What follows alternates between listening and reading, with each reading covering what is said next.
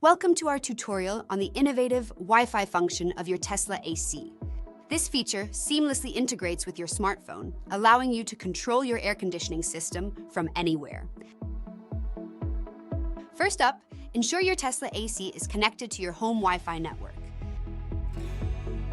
Next, grab your smartphone and launch the Tesla Smart app. If it's not yet installed, you can download it from the Apple App Store or Google Play Store.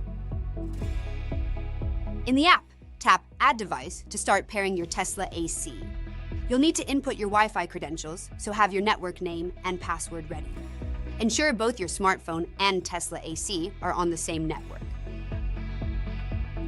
Once you've entered your Wi-Fi credentials, the app will start searching for your Tesla AC. And voila, your Tesla AC is now connected to your Wi-Fi network. Once connected, your Tesla AC is ready to obey your commands, whether you're home or away.